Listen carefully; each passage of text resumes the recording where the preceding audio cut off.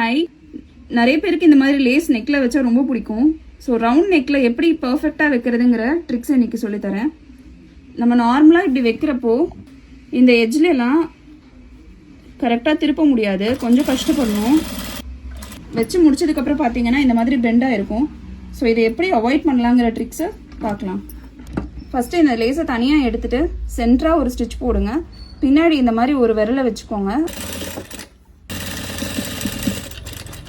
இப்போது இந்த நெக்கில் ஃபஸ்ட்லேருந்து ஸ்டார்ட் பண்ணுங்கள், வைக்க ஆரம்பிங்க. இப்போ பார்த்தீங்கன்னா இது அழகாக பெண்ட் ஆகும்.